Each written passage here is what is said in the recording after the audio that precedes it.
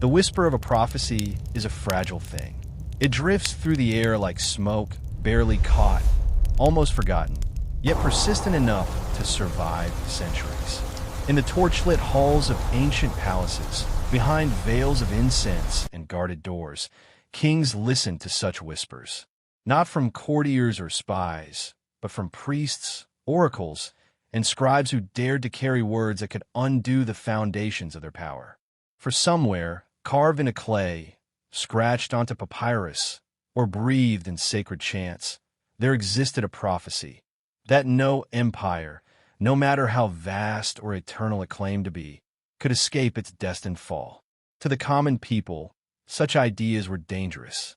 Entire societies were built on the illusion of permanence, that pharaohs ruled forever, that Rome was eternal, that Babylon would never fall. If the masses began to believe collapse was inevitable, faith in the crown would crumble before the walls of the city ever did. And so, kings guarded this knowledge, hiding it away like a dangerous weapon. The prophecy was never denied, not entirely, but it was locked behind walls, buried in temple libraries, entrusted only to the most loyal priests, and sometimes silenced with blood. Imagine, for a moment, being one of those kings. The world bends to your command. Armies march at your word. Cities tremble when your name is spoken. You are told by priests that you are chosen by the gods themselves, that your reign is sanctioned by heaven. And yet, in the flickering shadows of the temple, a trembling scribe reads aloud a passage that says, "All kingdoms will fall, and yours is no exception." You might dismiss it at first, laugh even, but then the harvest fails, or an eclipse darkens the sky, or an enemy at the border grows bolder. Suddenly, those words gnaw at you. What if they are true? What if your greatness is only a fleeting moment, already written to end? Across history, this prophecy wore many faces. In Mesopotamia, it appeared as ominous celestial omens recorded on clay tablets. In Egypt, it surfaced as the prophecy of Nefertiti, foretelling chaos and foreign invasion. In Rome, it lay hidden in the Sibylline books, consulted only in times of great peril. In China, it was echoed in the mandate of heaven, a doctrine that warned every dynasty it would lose divine favor when corruption took hold. And in every case, kings clung to the hope that perhaps they could outwit fate, suppress the prophecy, and escape the cycle. But the cycle always returned. Empires that declared themselves eternal fell one by one. Akkad, Assyria, Babylon, Egypt, Persia, Greece, Rome. Each believed itself unique, destined to last forever. Each left behind ruins that told the same silent story. What was once guarded as a secret prophecy became an archaeological pattern. The whisper was never silenced. It simply shifted from the lips of priests to the stones of abandoned cities.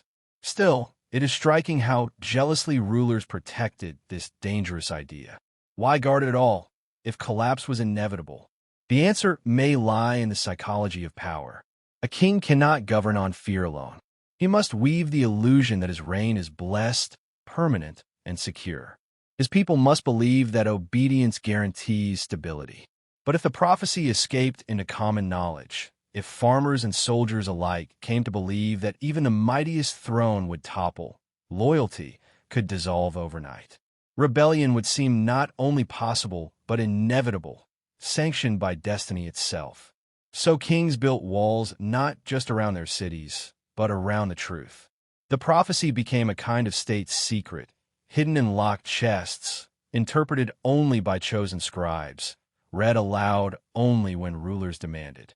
It was not to be sung in the marketplace or shared in the tavern. To guard it was to guard power itself. And yet, there were always leaks. Prophets who refused silence, oracles who spoke too plainly, rebels who twisted the prophecy to inspire uprising. History remembers them as visionaries, mystics, or dangerous madmen. But to the rulers of their age, they were threats to be silenced. Often, their words survived only in fragments, coded in myths, buried in scrolls, carried in whispers from one generation to the next.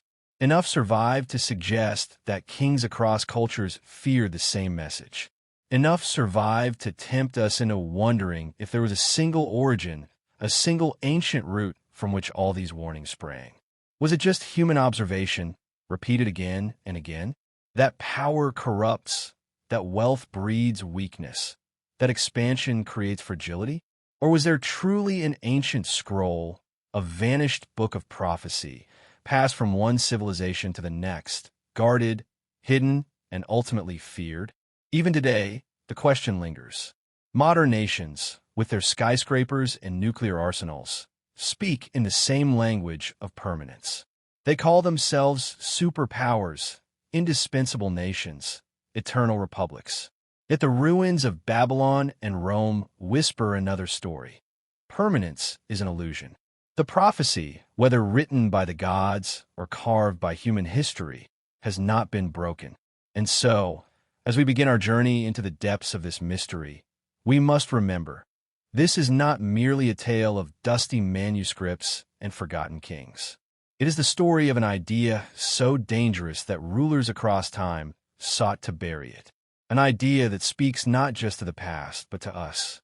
For if the prophecy is true, if every empire is destined to fall, then what does that say about our own world today? Are we living in the height of a power that believes itself eternal? Or are we, too, already written into the cycle of collapse? The ancient kings guarded this prophecy not because they dismissed it, but because they feared it. And now, centuries later, we are left with fragments, echoes, and ruins, pieces of a puzzle that may reveal the greatest truth of history, that the end of empires is not an accident, but a destiny written long before the first crown was ever placed upon a king's head. When we turn back to the very first kingdoms of the world, we find something striking. Prophecy is as old as kingship itself. In the cities of Sumer, Akkad, and later Babylon, rulers did not claim power on their own. They claimed it through the gods, and through those who interpreted the signs of the heavens. To rule without prophecy was to rule blind. But prophecy was never just guidance. It was also a shadow, a whisper in the king's ear that reminded him of the most terrifying truth. His reign would not last forever. In the marshlands of southern Mesopotamia, where the first ziggurats rose above the flat earth, clay tablets carried more than tax records and trade receipts. They carried omens. If the moon was eclipsed, if a star flared too brightly, if a dream showed strange imagery, scribes recorded it carefully. These omens were read not as random events, but as coded messages from the gods themselves. And while many spoke of harvests or floods, a recurring theme troubled the palaces, signs that warned of chaos, invasion, or the fall of cities. The kings of Sumer and Akkad understood their fragility. The earliest epic we know, the Epic of Gilgamesh, is not just a story of adventure, but a meditation on mortality. Even Gilgamesh, the semi-divine king, could not escape death.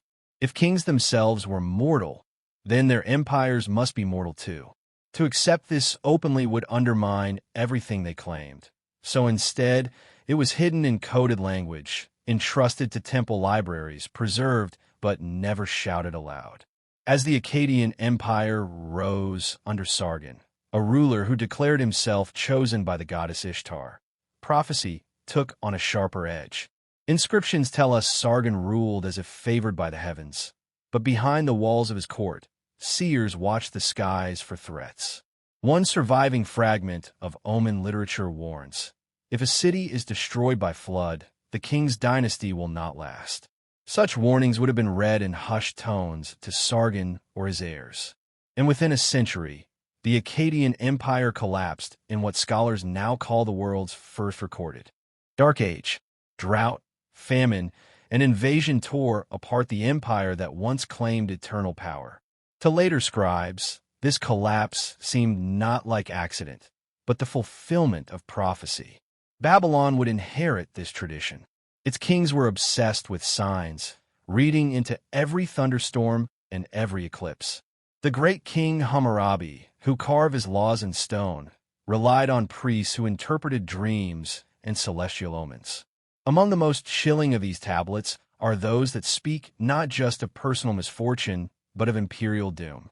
They warned that when the heavens darkened unnaturally, when Venus appeared at the wrong hour, when blood-colored skies marked the horizon, empires would fall.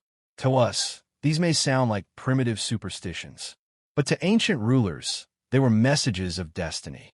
It was in Babylon that prophecy became both a science and a secret. Vast libraries, such as those later found in Nineveh, collected thousands of omen tablets. They were cataloged, copied, and guarded. The priests who read them were not free to speak openly. Their interpretations were for the king alone. To spread them among the people would be dangerous. If a prophecy declared that Babylon's walls would fail, and soldiers or citizens heard it, the prophecy itself might become self-fulfilling. Fear could topple a city faster than an enemy army. And so the kings guarded the texts, locking them away as carefully as they guarded their treasuries. There is an irony in this secrecy, because by hiding the prophecy, kings admitted its power. If they truly believed they could escape fate, why guard it? Why not dismiss it as nonsense? Yet time and again, kings chose secrecy over denial. It is as if, deep down, they knew the prophecy was real. Consider the fall of Babylon itself. When Cyrus the Great entered the city in 539 BCE, Babylonian scribes were ready with a narrative. The gods had abandoned the Babylonian king. Prophecy had been fulfilled. The cycle had turned. Cyrus himself seized on this idea, presenting himself not as a conqueror, but as the new chosen ruler, blessed by Marduk, the chief god of Babylon. In other words, prophecy was not destroyed by empire collapse. It was recycled, reinterpreted, used to legitimize the next power. This recycling points to something profound. Across Mesopotamian history, from Sumer to Babylon to Assyria, prophecy was not simply about predicting the future. It was about explaining the inevitable, the rise and fall of power. Each king tried to claim that he was the exception, the one who would defy the prophecy. Yet each collapse reinforced the pattern. Each ruin became proof that the whispers were true. Archaeologists today can still feel the echo of this fear in the texts. The Omen series, known as Enuma Anu Enlil, stretches across 70 tablets, recording every possible sign in the heavens and what it meant for kings and cities. The sheer scale of this collection shows how obsessed ancient rulers were. They believed the universe was coded, and if they could just read it, they could delay or perhaps even escape their fate. But no amount of tablets could change the cycle. Akkad fell. Babylon fell. Assyria fell. Each in its turn, each believing it could outwit the prophecy, each proving it instead. What is haunting is that even in collapse, the knowledge was preserved. The scribes who copied these omen tablets were not simply bureaucrats. They were guardians. They knew they were holding something that terrified kings. They may not have shouted it to the public, but they left enough for us to see today that prophecy was at the heart of kingship, and that the most guarded truth was not how to rule, but how every rule must end. So when we speak of the birth of prophecy in the ancient world, we're not only talking about priests and oracles. We're talking about the birth of a dangerous idea. The idea that history itself has a law, a rhythm, a destiny that no throne can escape. An idea that would survive Egypt, Persia, Greece, and Rome. An idea so potent that kings feared it more than any enemy at their gates. And it all began here, in the first cities, among the first kings, in the land between the rivers, where prophecy was born as both a crown and a curse. Egypt, perhaps more than any other ancient civilization, believed it had discovered eternity. The pharaoh was not simply a king. He was the living god Horus, the heir of Osiris, the one whose rule would outlast storms, invaders, even death itself. Stone monuments towered along the Nile, carved to proclaim permanence. The pyramids were not just tombs, but messages in stone. Egypt will never fall. To its people, this was not boastful pride. It was religion. To deny the eternal throne of Egypt was to deny the gods themselves. And yet, beneath this shining mask of eternity, the priests whispered another story. A story of cycles, of chaos and renewal, of kingdoms destined to fall and rise again. In the temple schools of scribes, carefully copied on papyrus, was a text known as the prophecy of Nefertiti. To the untrained ear, it might sound like poetry, but to those who listened closely, it was a warning. The prophecy described Egypt plunged into disorder, rivers drying, foreigners swarming the land, chaos reigning in the place of Ma'at. The divine order Pharaoh was sworn to uphold.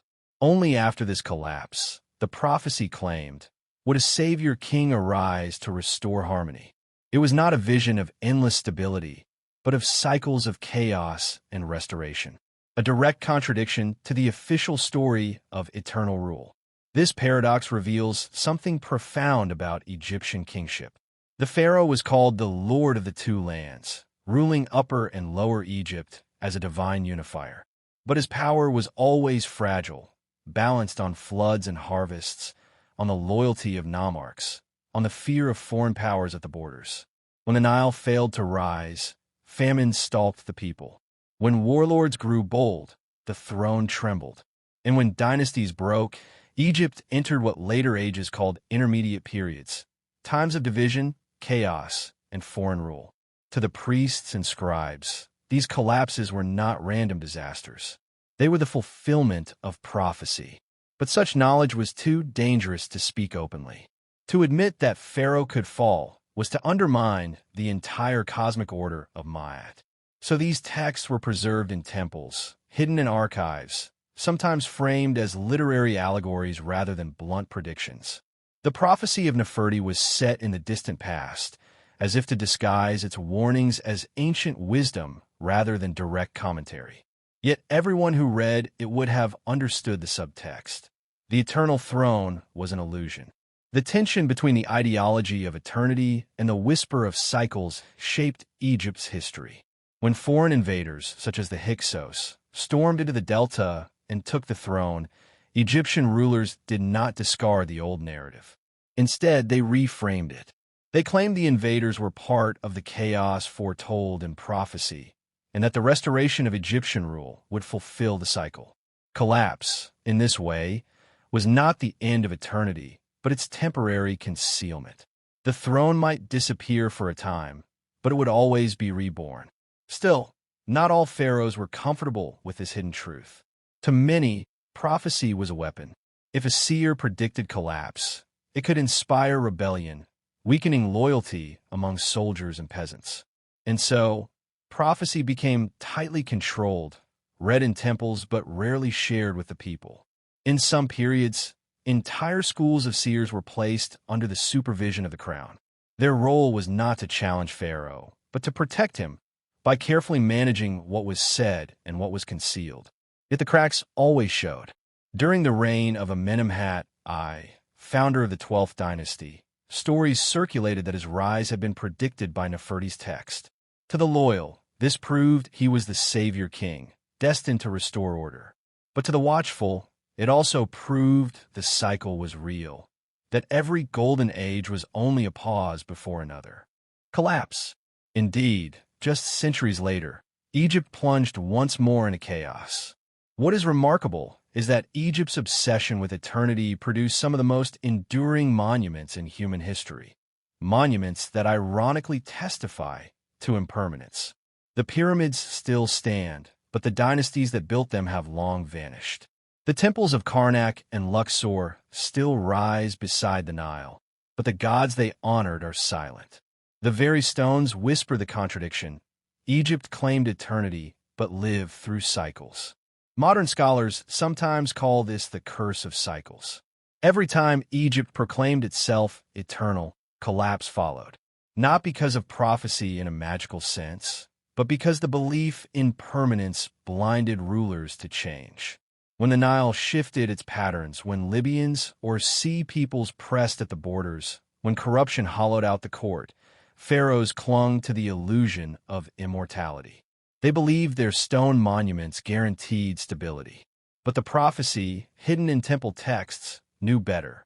To the people of Egypt, these cycles became myth. Osiris was slain by chaos, restored by Horus. Ra, the sun god, was swallowed each night by the serpent Apophis, only to rise again at dawn. The gods themselves lived within the prophecy. Endless repetition, eternal return. This mythic rhythm was mirrored in the fate of kingdoms. Egypt would fall, Egypt would rise, Egypt would fall again. For the kings, this was both terrifying and useful. On one hand, it meant no throne was truly secure. On the other, it meant collapse was never final. Even in the darkest days, pharaohs could claim that prophecy was on their side, that they were the chosen restorers, destined to end chaos and bring order. In this way, prophecy became a tool of both fear and legitimacy. Yet if we strip away the religious framing, what remains is the same dangerous truth that haunted Mesopotamia before it. No empire lasts forever. Even the empire that called itself eternal could not escape. Foreign invasions, natural disasters, corruption, rebellion, all were the instruments of prophecy. All played their part in proving that eternity was an illusion carved in a stone. When we walk today among the ruins of Thebes or the broken statues of Luxor, we are reminded of this duality. On one hand, the monuments proclaim permanence. On the other, their very ruin proclaims fragility. Pharaohs guarded the prophecy, hid it from their people, framed it as myth. But in the end, the Nile told the truth year after year. It rose, it fell, it nourished, it withered. And so too did the kingdoms of men. Egypt's eternal throne was a mask. Beneath it, the prophecy of cycles endured, guarded, feared, and ultimately fulfilled. In the shadow of Mesopotamia's older kingdoms, a new power rose with iron and fire, the Assyrians. They were remembered as warriors without mercy, a people whose armies skinned rebels alive and left pyramids of skulls outside conquered cities. Their empire spread across the Fertile Crescent like a storm, swallowing Babylon, marching against Egypt, and striking fear into every neighbor. To the outside world, Assyria seemed unstoppable, an empire forged in brutality and secured by fear. Yet within their palaces, behind the walls of Nineveh and Ashur, the Assyrian kings guarded something far more fragile than their iron armies, a library of prophecy. For all their violence, the Assyrians were also scribes. They copied and preserved thousands of clay tablets, building archives that would survive long after their cities fell. The greatest of these was the royal library of Ashurbanipal, unearthed by archaeologists in the 19th century. Among the tablets were myths, medical texts, and rituals. But hidden between them was something more ominous. Collections of omens, warnings written in the language of stars and storms, predictions of collapse that kings dared not share with the world. The Assyrians inherited the omen traditions of Babylon and Sumer, but they expanded them into an obsession. Every eclipse, every comet, every unusual birth of livestock or human child was recorded and interpreted. A lamb born with two heads might mean victory in battle, or it might mean the throne itself was cursed. The king's diviners sifted through these signs like detectives searching for clues, always with one question in mind. Was the empire safe, or was doom approaching? The results were terrifying. Among the omen tablets were warnings that no king wished to hear. If an eclipse darkens the sun, the king will not last his reign. If lightning strikes in the month of Abu, the city will fall. If the river runs red with silt, invasion is near. These were not mere superstitions. They were encoded prophecies, passed down from centuries of observation, linking natural disasters and celestial events to the collapse of kingdoms. The Assyrians guarded these texts fiercely, because to reveal them openly would be to undermine their empire's aura of invincibility. Some of the most secret rituals in Assyria revolved around protecting the king from these prophecies. When a solar eclipse occurred, considered the most dangerous omen of all, the Assyrians performed a bizarre ceremony known as the substitute king ritual. A commoner, sometimes a condemned man, was placed on the throne, crowned as a false ruler. For a few days or weeks, he lived as the king, eating royal meals, sitting in royal halls. The true king went into hiding, and when the danger passed, the substitute was executed, his death seen as fulfilling the prophecy in the king's place. The throne was cleansed, the cycle diverted, at least for a time. This ritual alone tells us how seriously the Assyrians regarded prophecy. They believed it was inevitable, but perhaps flexible, that it could be tricked or deflected. Yet the very need for such a ritual betrays their fear. The mightiest empire of its age, armed with iron weapons and brutal armies, still trembled before eclipses and omens, still believed that one whispered prophecy could undo all their conquests. Ashurbanipal himself, often remembered as both warrior and scholar, seemed obsessed with these prophecies. He ordered scribes to collect every omen tablet they could find, from Babylon, from older temples, even from conquered lands. His library became a vault of warnings, a collection of every possible way an empire might fall. Perhaps he believed that by gathering them, he could guard against them. But in doing so, he also preserved a record of the prophecy his ancestors feared, that Assyria, too, would not last. And indeed, the cycle came. Despite its armies, despite its cruelty, Assyria collapsed with shocking speed. In 612 BCE, a coalition of Medes and Babylonians stormed Nineveh. The unconquerable empire fell in flames. Its walls crumbled, its people scattered. The ruins lay buried for millennia, until archaeologists uncovered them in the desert dust. When they opened Ashurbanipal's library, they found not only the great myths of Gilgamesh, but also the dark omens that had foretold Assyria's fall. To some, this is coincidence. Civilizations rise and fall, and omens are mere superstition. But to others, the survival of these tablets feels like something more. As if the Assyrians, even in their brutality, wanted the prophecy to outlive them. As if they knew their empire would one day be dust, but their warnings, carved in clay, would endure. The kings may have tried to lock these tablets away, to keep them secret from the people. Yet the ruins betrayed them. Their secret became our inheritance. What makes the Assyrian case so haunting is the contrast.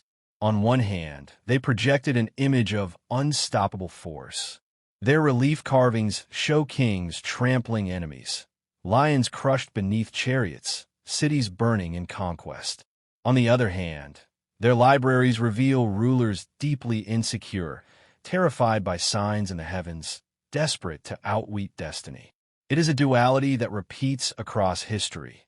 The louder an empire proclaims its eternity, the more carefully it hides the prophecy of its end. And so, Assyria gives us another piece of the puzzle. From Sumer to Babylon to Nineveh, the same pattern emerges. Prophecy was guarded because it was dangerous. Dangerous not just to kings, but to the idea of empire itself. If the people ever came to believe collapse was inevitable, the illusion of eternal rule would shatter. Better, then, to lock the tablets away, to hide them in libraries, to perform rituals in secret. Better to pretend invincibility while trembling before the stars. When we walk today through the ruins of Nineveh, we see broken walls and scattered tablets. But if we listen closely, the tablets still whisper. They tell us that Assyria, for all its power, knew the truth it dared not speak aloud, that every empire is a shadow destined to fade. And the kings, for all their cruelty, were merely caretakers of a prophecy they could not escape. When the Assyrians burned and the Babylonians rose, another power waited on the horizon, Persia. From the windswept plains of Iran came kings who claimed more than conquest. They claimed cosmic purpose. For unlike the empires before them, the Persians bound their destiny not only to gods of storm or sun, but to a vast, eternal struggle between light and darkness. In this vision, the fate of kings and empires was no longer merely written in the stars. It was written in the very fabric of the universe. At the heart of this worldview was Zoroastrianism, the religion of the prophet Zarathustra. He taught that all creation was divided between two cosmic forces, Ahura Mazda, the Lord of truth and light, and Angra Mainyu, the spirit of chaos and darkness. Every human act, every kingdom, every battle was part of this struggle. For Persian kings, this was not mere theology. It was prophecy, a map of time itself, charting not only their rise, but their inevitable fall. The Persians believed history was divided into ages. First came the age of creation, then the age of conflict, and finally an age when light would triumph. Within this cosmic framework, even the greatest empire could not last forever. Each dynasty, each ruler, was but a chapter in a divine script. The fall of kingdoms was not random misfortune. It was woven into the destiny of the world. Yet the Achaemenid kings, Cyrus, Darius, Xerxes, presented themselves as chosen instruments of Ahura Mazda. Their inscriptions, carved on cliff faces and palace walls, declared that their rule was part of the divine order. In the Behistun inscription, Darius I wrote, "By the grace of Ahura Mazda, I am king." Ahura Mazda granted me this kingdom, but the same faith that empowered them also contained the seeds of their anxiety. For if all kings ruled only by divine favor, then the day might come when that favor was withdrawn. The very religion that legitimized the empire also prophesied its end.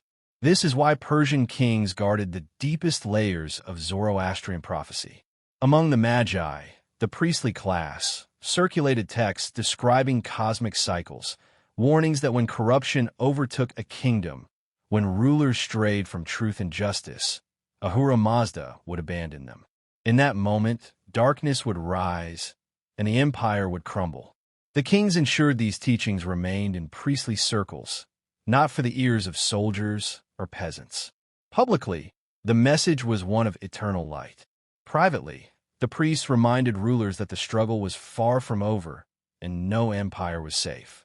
And yet, as with Mesopotamia and Egypt, prophecy proved true. The mighty Persian Empire, stretching from the Indus to the Aegean, fell with shocking speed before Alexander the Great. The Magi no doubt whispered that the cycle had turned, that Ahura Mazda had allowed darkness its hour. Some traditions even claimed that Persian priests had foreseen a foreign conqueror, a man who would sweep through like a storm, scattering the empire's light. If so, the prophecy was not only guarded, but fulfilled in devastating clarity. Later dynasties in Persia, the Parthians, the Sasanians, also wrestled with this prophetic inheritance. Each claimed to restore the kingdom of light. Each feared the whispers of doom. During the Sasanian period, Zoroastrian texts expanded on the cycles of history, describing a future savior, the Saoshyant, who would arise at the end of time to defeat darkness once and for all. Until then, every kingdom was temporary. Every empire was a fragile flame in the cosmic night. To the Persians, then, prophecy was both cosmic and personal. A king's legitimacy rested on truth, on justice, on the protection of order. But his downfall, too, was foretold, part of the struggle that even monarchs could not escape. This duality gave Persian rule a different flavor from Assyria's iron or Babylon's ritual. It was grandeur wrapped in humility, glory shadowed by destiny. What is striking is how this Persian vision influenced later traditions. Jewish prophets, living under Persian rule, absorbed elements of Zoroastrian dualism, ideas of final judgment, of a savior at the end of days, of empires collapsing before a divine kingdom. All found their way into Jewish and later Christian apocalyptic texts. The Persian prophecy of cycles did not vanish with their empire. It flowed into the veins of Western religion, shaping how later kings and priests would understand history itself. But for the Persian kings of old, this knowledge was a guarded secret. They could not admit openly that their empire, too, was destined to end. To the people, they declared permanence. The king is chosen by Ahura Mazda, his throne unshakable. To themselves, they clutched the prophecy of cycles, fearful of corruption, fearful of divine abandonment. Every drought, every defeat in battle, every whisper of rebellion could be read as a sign that the balance of light and darkness was shifting. And when collapse came, as it always does, the Persians joined the long list of empires whose kings had hidden the same truth. They had proclaimed eternity, but preserved the prophecy of impermanence. They had marched under the banner of light, but knew darkness waited, patient and inevitable. Today, when we read the inscriptions of Darius or walk among the ruins of Persepolis, we feel that tension. The grandeur of a civilization that believed itself eternal, and the silence of ruins that prove otherwise. Beneath the broken columns, beneath the scorched stones, lingers the whisper the kings feared most, that empires are but moments in a cosmic struggle, destined to fall, destined to be replaced, until the end of time itself.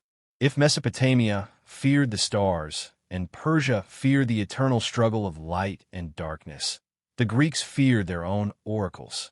No empire of the ancient world was so bound to the voices of prophecy as Greece. In the shadow of Mount Parnassus, at the sanctuary of Apollo, the Oracle of Delphi spoke words that could make or unmake kings, generals, city-states. Even tyrants bent their knees before the Pythia, the priestess whose cryptic utterances were believed to carry the voice of a god. And hidden within those verses was a truth every ruler dreaded, that their power was temporary, that their cities were not eternal, and that prophecy, once spoken, could not be silenced. The Greeks lived in a world where the divine and political were inseparable.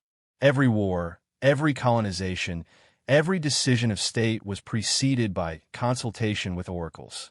The Pythia sat upon her tripod, inhaling vapors rising from the earth, her body trembling, her voice transformed into riddles. These riddles were then interpreted by priests, turned into verses that kings carried with them like fragile weapons. For prophecy was not always comforting. More often, it was a mirror, one that revealed weakness, downfall, or death. Consider Croesus, the wealthy king of Lydia, whose empire stood as a neighbor and rival to the Greek world. When he asked the oracle whether he should go to war against Persia, the answer was chillingly ambiguous. If you cross the river, a great empire will fall. Croesus believed this meant Persia would be destroyed. Instead, it was his own empire that collapsed. The prophecy had been true, but its truth was double-edged. And in that ambiguity lay its power. The oracle could not be dismissed. It could only be feared. Greek tyrants, in particular, dreaded the words of oracles. Tyranny in Greece was not a permanent system. It was fragile, temporary, and always vulnerable to rebellion. Many oracles warned that tyrants would not last beyond a generation, or that their lines would end in blood.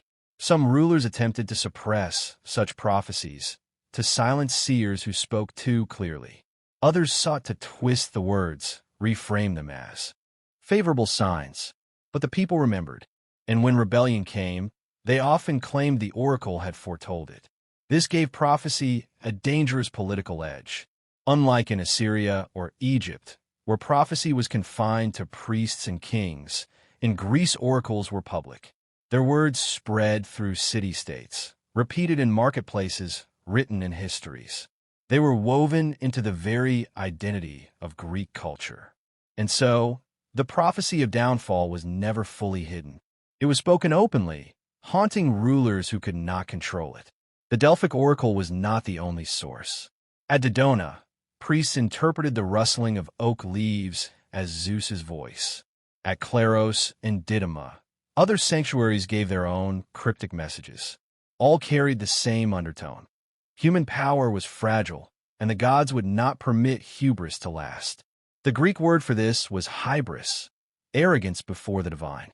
And the punishment for hubris was always nemesis. In this way, prophecy became a moral law of history. The tyrant who rose too high was fated to fall, not by chance, but by the decree of the cosmos. Even Alexander the Great, centuries later, could not escape this tradition. He visited oracles in Greece and Egypt, desperate to confirm his destiny. Legends claim that at Delphi, when the oracle initially refused to answer him, Alexander dragged the priestess to the shrine. Under pressure, she cried out, "You are invincible, my son." Alexander seized on those words, carrying them like a banner across his conquests. But behind that flattery lay the same shadow. Invincibility was never permanent. The cycle would turn. And indeed, upon his death, his empire shattered, as if prophecy had been waiting for the moment to fulfill itself. The Greeks themselves were not blind to the pattern. Their tragedies, performed in open theaters, often revolved around kings undone by prophecy. Oedipus, warned he would kill his father and marry his mother, tries to escape the prophecy, and by doing so, fulfills it. Agamemnon, returning victorious from Troy, is doomed by an oracle that spoke of blood within his house. In every play, the lesson was clear. The more one tries to resist fate, the more surely it comes to pass. These were not just stories. They were cultural reminders that no throne, no city, no empire was beyond the reach of prophecy. What made the Greek oracles especially dangerous to rulers was their independence.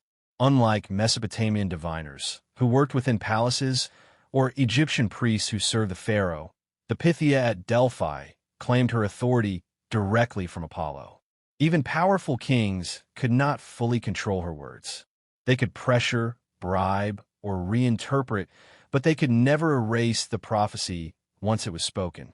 In this way, the oracle embodied a truth rulers dreaded, that there existed a voice higher than the throne, and that voice spoke of their fall. It is easy for us, centuries later, to dismiss the oracles as clever manipulation or vague riddles.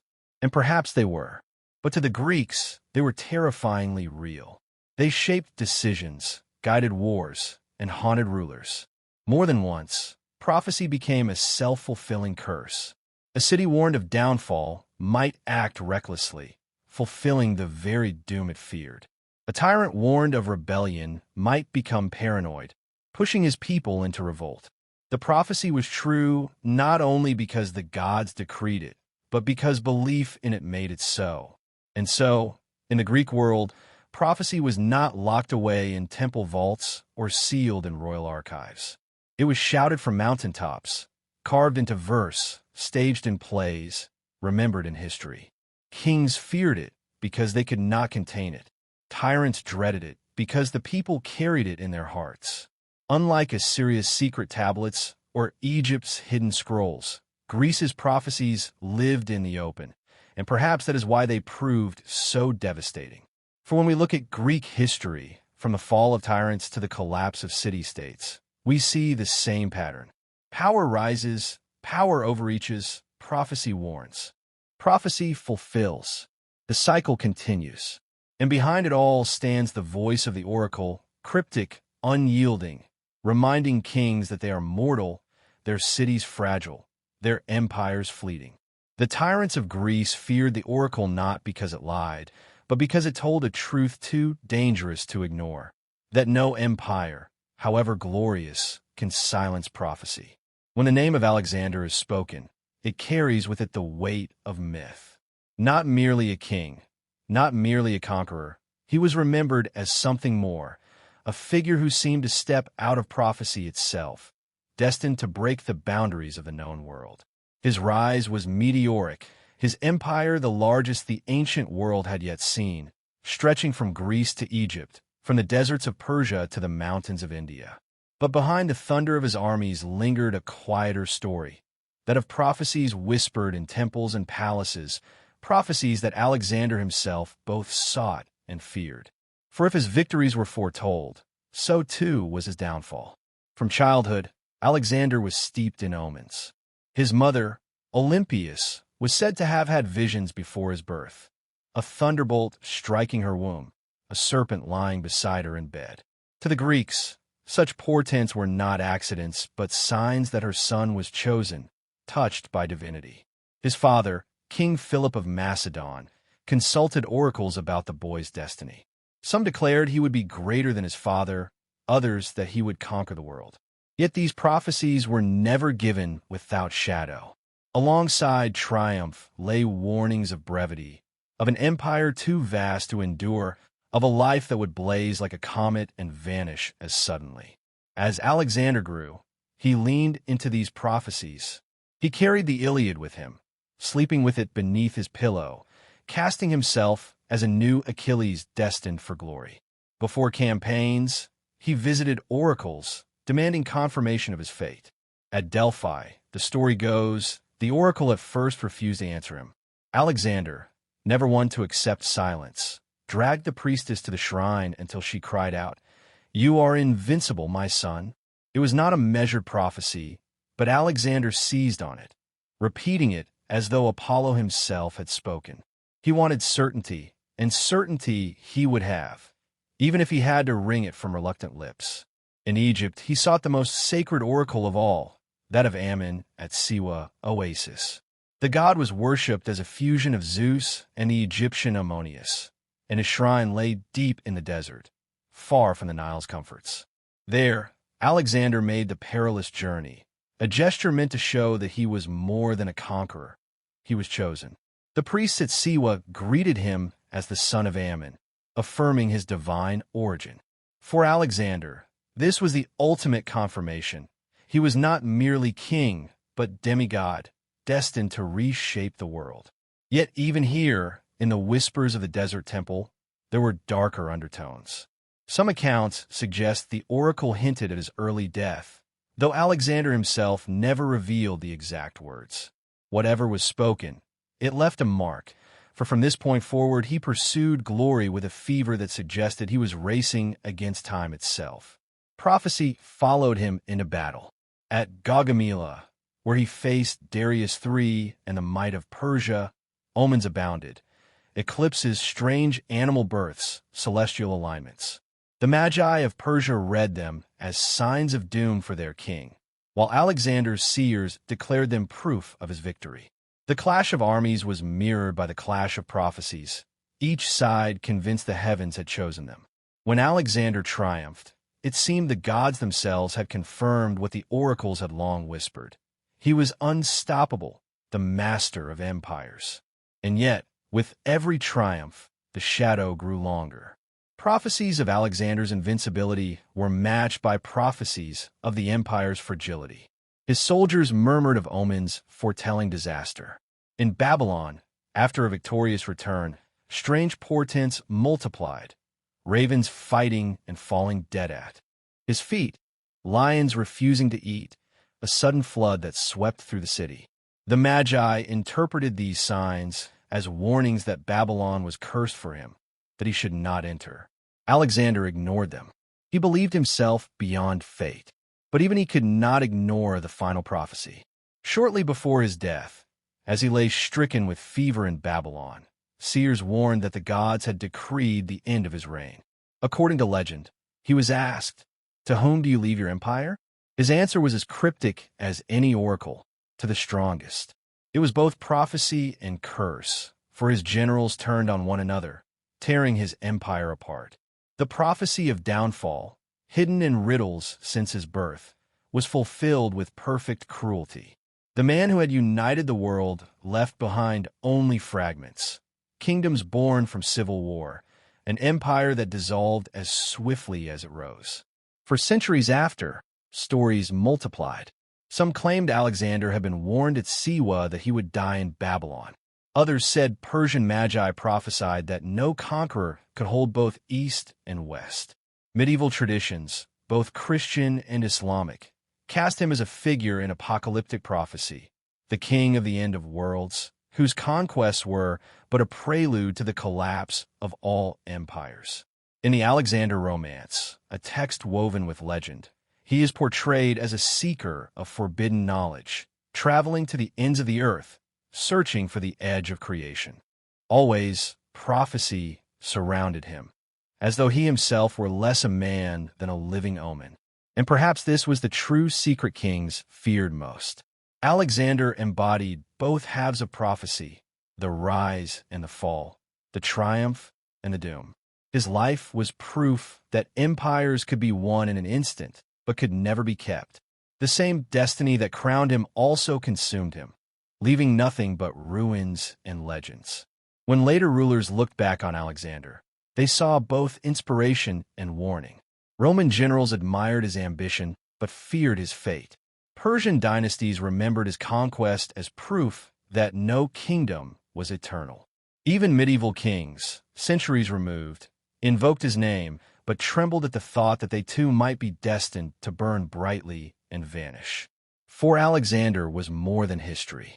He was prophecy incarnate, the child of omens, the king of oracles, the conqueror whose very greatness was the sign of his empire's end. Rome, unlike the kingdoms that came before it, was built on the belief that it was eternal. The Romans had a word for this idea, eternitas. The city was not just a collection of walls and temples, but the beating heart of an empire that was meant to endure forever.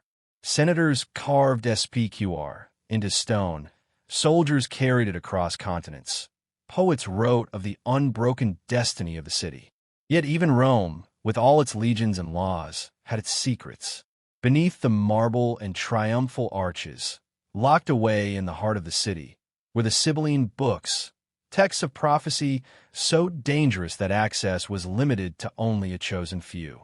For within them lay the whispers of Rome's own end. The story of the Sibylline books begins, like so many tales of prophecy, with a riddle. According to legend, during the reign of Tarquinius Superbus, the last king of Rome, a mysterious woman appeared before him. She offered 9 books of prophecy for an enormous sum. Tarquin laughed and refused. The woman burned 3 of the books before his eyes, and again offered the remaining 6 for the same price. Again, he refused.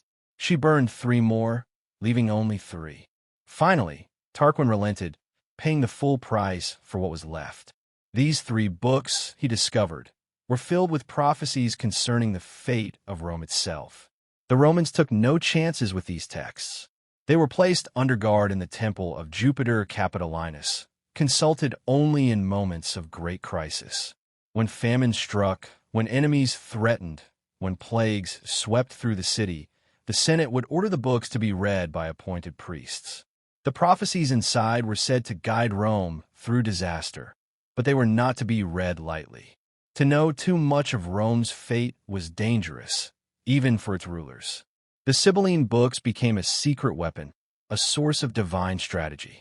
When Hannibal threatened Rome during the Punic Wars, the books were consulted. Their advice led the Romans to bury alive a pair of Gauls and a pair of Greeks, a dark sacrifice meant to appease the gods. When the city burned or flood struck, the books were opened again. Each time, the priests emerged with cryptic instructions, rituals, or decrees that shaped the survival of the empire. But always their full contents remained hidden, guarded, never revealed to the people. Why such secrecy? Because within the Sibylline verses, it was said, lay not only cures for Rome's ills, but also predictions of its downfall. The priests, known as the quindecim viri sacris faciundis, carefully chose what to reveal and what to suppress. They fed the Senate enough to act, but never enough to despair. The fear was clear. If the people of Rome knew the exact prophecies of the city's end, panic would follow, and the empire might collapse by its own hand before the enemy struck a single blow. This secrecy gave the books an aura of dread. They were both salvation and curse. To consult them meant admitting that human power was not enough, that Rome's destiny was written elsewhere. And for emperors, this was especially terrifying. The glory of the Caesars rested on the illusion that Rome was eternal. But the Sibylline verses, if fully revealed, might have spoken otherwise. Indeed, fragments that survived hint at apocalyptic visions. Some later writers suggested the books predicted foreign invasions, natural disasters, even a great fire that would consume the city. When Emperor Augustus rebuilt the temple and had the books recopied, it was said he personally examined them, ensuring their secrecy remained absolute. The empire's strongest man could conquer nations, yet he still feared the whispers of prophecy hidden in his own capital. The Sibylline tradition did not remain confined to Rome. The idea of a mysterious Sibyl, a prophetess speaking in riddles about the fate of empires, spread throughout the ancient world. In Cumae, in Erythrae, in other sanctuaries, Sibyls gave oracles that were collected and circulated. Even centuries later, Christian writers would claim the Sibyls had foreseen the coming of Christ and the collapse of pagan Rome. The myth of the Sibyl became a bridge between pagan prophecy and Christian apocalypse. But in Rome's prime, the books themselves were more than myth. They were guarded because they carried authority. To read them was to command divine legitimacy. Some emperors tried to use them as tools of propaganda, twisting their verses to justify wars or policies. Others feared them so deeply they barely dared open them. There were even times when the books themselves were destroyed, burned during invasions, or lost in fires, only to be recopied from scattered fragments, as if fate itself ensured their survival. It is a haunting thought. Then the heart of the greatest empire the world had ever known, its rulers secretly guarded texts that told them their empire would not last. Publicly, Rome declared itself eternal. Privately, its leaders consulted the words of a long-dead prophetess who had already seen its fall. This contrast between the marble mask of power and the hidden whispers of prophecy reveals the same tension that haunted all ancient kings. And in Rome, perhaps more than anywhere else, that tension was sharpened by pride. For if any empire seemed capable of eternity, it was Rome. Its roads stretched across continents. Its legions broke kingdoms. Its laws outlived its emperors. Yet beneath all of this, locked in a temple, were warnings that no empire could last forever. When the empire finally crumbled, when Rome fell to the Goths, when the Western world was plunged into chaos, later generations remembered the Sibylline books. Had the fall been written all along? Had the last emperors known, secretly, that their world was ending? We cannot know.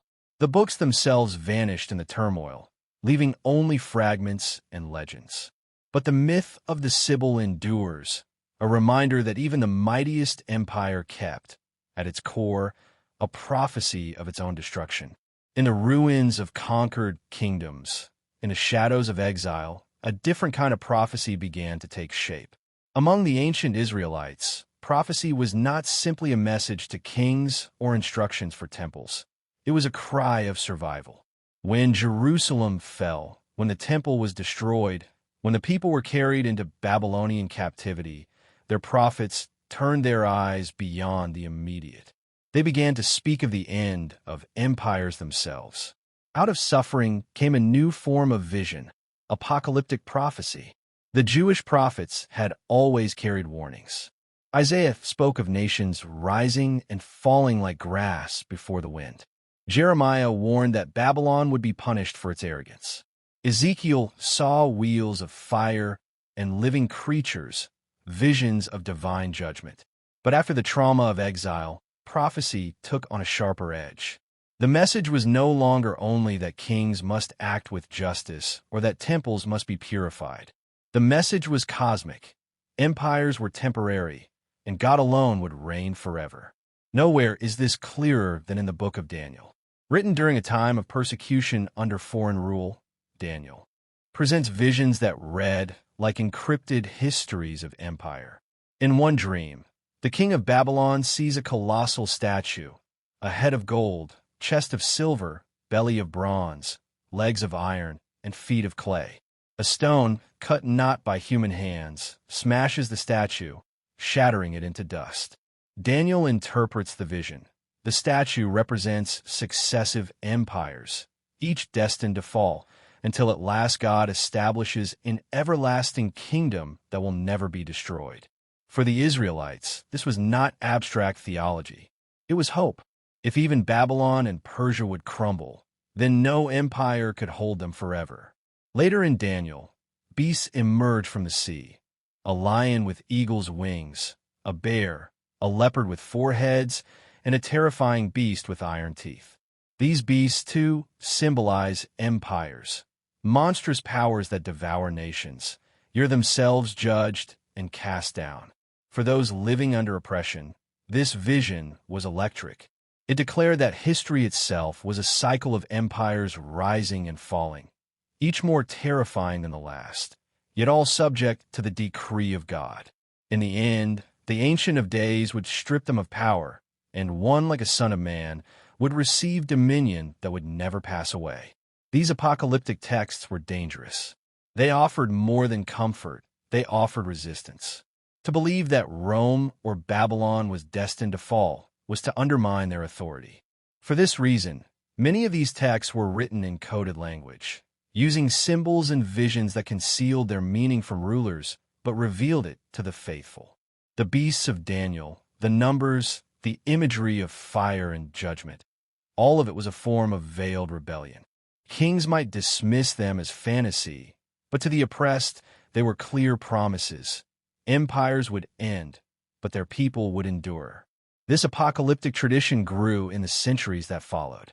In the Dead Sea Scrolls, hidden by a sect near Qumran, we find texts that speak of a coming war between the sons of light and the sons of darkness.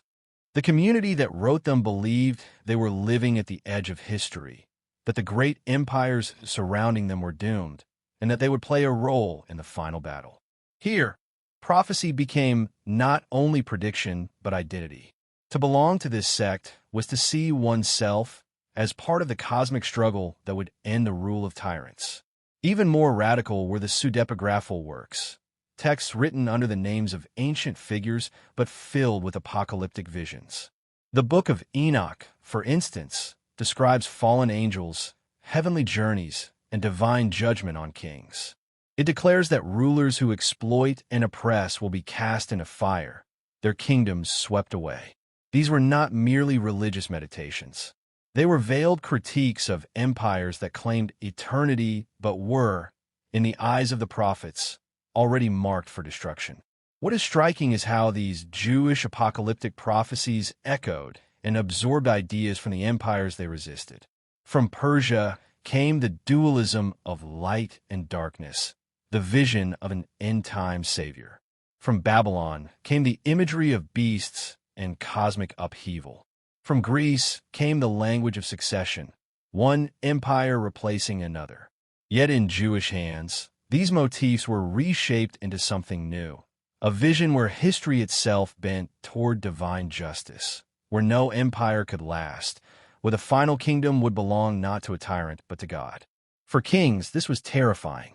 They could silence prophets, burn scrolls, punish rebels, but the apocalyptic vision was harder to kill.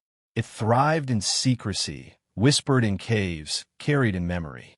Even when the temple in Jerusalem was destroyed again by Rome, the vision lived on.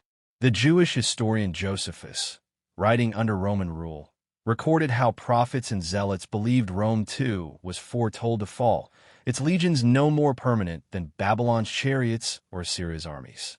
The true danger of Jewish apocalyptic prophecy was its endurance.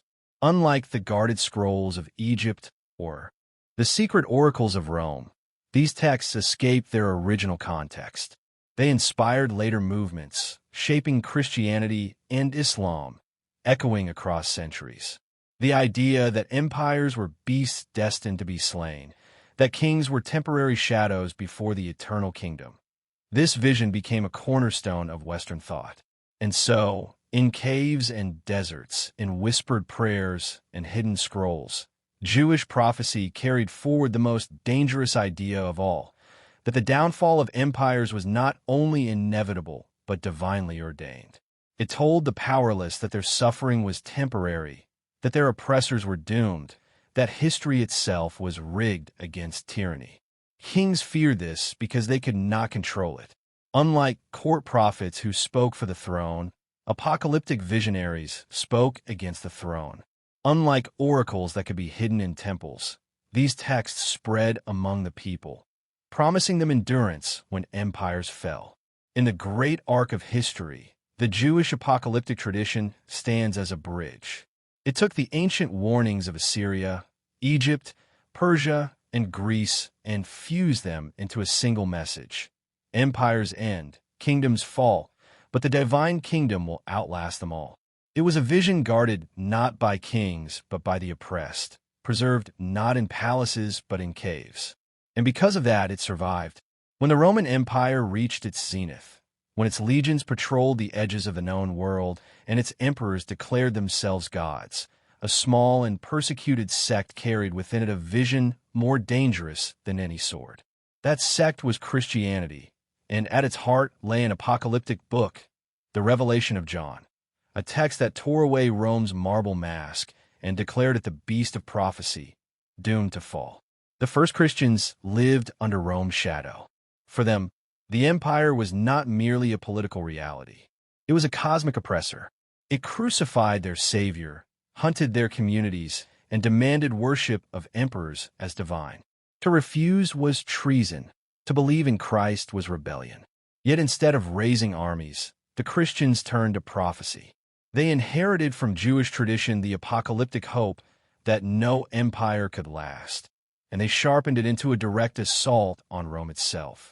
The Book of Revelation, written near the end of the 1st century, is perhaps the most famous apocalyptic prophecy in history. Its images are vivid, violent, and uncompromising. It speaks of beasts rising from the sea and the earth, marked by numbers, drunk on the blood of saints. It describes a great city, adorned like a harlot, sitting on 7 hills, ruling over kings of the earth. To anyone in the ancient world, the meaning was unmistakable. This was Rome. The empire that called itself eternal was exposed as Babylon reborn, destined to fall in fire. For Roman authorities, Revelation was subversive in the extreme. It painted the empire not as divine, but as demonic. It promised that its rulers would be cast down, its armies broken, its wealth consumed. The imperial cult, which demanded loyalty to Caesar as a god, was reimagined as the mark of the beast, a sign of corruption and damnation. In a world where Rome's propaganda proclaimed eternity, Revelation whispered a darker truth. Eternity belonged only to God, and Rome's glory was already crumbling. This prophecy was not meant to comfort emperors. It was meant to sustain the oppressed. For Christians facing persecution, Revelation offered assurance that their suffering was temporary. They were the martyrs beneath the altar, crying out for justice. They were the faithful who would be vindicated when the Lamb opened the seals of destiny. In its strange and terrifying visions, Revelation gave them courage. The empire might appear invincible, but prophecy revealed its true fate, collapse. Yet Revelation was more than defiance. It was also continuity. Its beasts echo the visions of Daniel. Its heavenly city mirrors Ezekiel's temple. Its final triumph recalls Isaiah's promise of a new heaven and new earth. In this way, Revelation stood at the crossroads of traditions. It inherited Jewish apocalyptic hope, sharpened it against Rome, and passed it forward to centuries of believers who would see every empire as a new Babylon awaiting its fall. As Christianity spread, the message of Revelation became both shield and sword. During Rome's decline, Christians pointed to its words as proof that prophecy was unfolding before their eyes. The sack of Rome in 410 CE by the Visigoths was seen by some as the fulfillment of John's vision, the harlot city stripped and burned. The collapse of the Western Empire in 476 CE confirmed what had long been whispered. The empire that claimed eternity had met its end. Prophecy, once mocked, had proven true. But the power of Revelation did not fade with Rome's fall. Instead, it grew. Every new empire that rose in Europe and beyond was measured against its symbols. Kings were scrutinized for signs of the beast, cities condemned as Babylon, wars framed as battles of Armageddon. The prophecy of Rome's fall became a template, a warning that no power could escape. Even the Byzantine emperors, who claimed to be the heirs of Rome, feared the text. They, too, wondered if their empire was the beast awaiting judgment. What terrified rulers most was the universality of the message. Revelation did not say only Rome would fall. It said every empire opposed to God would fall. The imagery of fire, plague, war, and famine was not tied to one city, but to the cycle of history itself. For Christians, this meant hope in every age. For kings, it meant dread. No matter how strong, no matter how eternal they proclaimed themselves, prophecy had already marked their end. And yet, like all prophecies, Revelation carried ambiguity. Its symbols were cryptic, its language veiled. The number of the beast, the identity of Babylon, the meaning of Armageddon, all were left for interpretation. This ambiguity was its strength. It allowed the prophecy to survive empire after empire, always finding new targets, always speaking to the oppressed. Rome was the first, but never the last. Even today, the book of Revelation exerts its hold. Its visions of collapse, its imagery of judgment, its final promise of a new order have shaped not only religion but politics, art, and literature for centuries. And at its core lies the same idea that haunted kings of old, that the higher an empire rises, the harder it will fall. For the early Christians, hiding in catacombs, facing lions in arenas, this was not abstract philosophy. It was survival. They could not fight Rome with armies, but they could resist it with prophecy. They could whisper to one another that Caesar was not Lord, that Babylon was doomed, that the true kingdom was already on its way. And in time, those whispers outlasted the roar of Rome's legions. This is why the book of Revelation became one of the most guarded, copied, and debated texts in history. It carried within it not just the memory of Rome's oppression, but the universal warning that no empire is eternal. Like Babylon, like Assyria, like Persia and Greece, Rome too would pass into dust. And the same fate awaits all who follow. The emperors of Rome built monuments to eternity. The Christians carried scrolls of prophecy that promised the opposite. In the end, it was not the marble, but the prophecy that endured. Rome fell, but Revelation lived on. And in its living words, kings across centuries continued to hear the same terrifying message. Their power was fragile, their rule temporary, their empire already doomed by the judgment of time. When Rome fell, the world did not collapse into silence. Instead, it entered a new age, the medieval centuries, where kingdoms rose from the empire's ashes, each claiming to inherit its mantle. Yet even as kings crowned themselves in splendor, even as emperors revived the dream of Rome, a prophecy circulated through monasteries, cathedrals, and whispered councils. It was the prophecy of the last world emperor, a ruler who would unite Christendom, defeat its enemies, and usher in the end of history. For medieval kings, this prophecy was both a promise of glory and a terrifying reminder that even their triumphs would end in apocalypse. The origins of this prophecy lay in a blend of traditions. From the Jewish and Christian apocalyptic texts came the vision of final judgment, the fall of empires, the rise of a divine kingdom. From Rome came the imperial idea, one ruler uniting all lands beneath heaven. In the 7th and 8th centuries, as Islam spread across the Mediterranean and Europe faced waves of invasion, Christians began to weave these strands together. They spoke of a last emperor, a monarch raised by God, who would crush the enemies of the faith, restore order, and then, at the height of his power, lay down his crown in Jerusalem, surrendering his authority to Christ at the end of time. The earliest surviving versions of this prophecy appear in apocalyptic writings attributed to Pseudo-Methodius, a 7th century text written in the chaos of Arab conquests. It warned that empires would fall, but also promised that one final Christian emperor would arise. This ruler would defeat the forces of darkness, restore the Holy Land, and reign until the Antichrist appeared. At that moment, the emperor would surrender his throne, making way for the final battle between good and evil. For medieval kings, this vision was intoxicating. To be the last emperor was to be more than a ruler. It was to be chosen by prophecy, to play the central role in the drama of history. But it was also terrifying, for the same prophecy declared that after the emperor's triumph came the end, the Antichrist, apocalypse, the unraveling of the world. Glory and doom were bound together, inseparable. No king exemplified this tension more than Charlemagne. Crowned emperor of the Romans in the year 800, he revived the dream of empire in the West. His conquests, his reforms, his alliance with the church, all seemed to fulfill the ancient pattern. For some chroniclers, Charlemagne was the last emperor, the figure foretold by prophecy.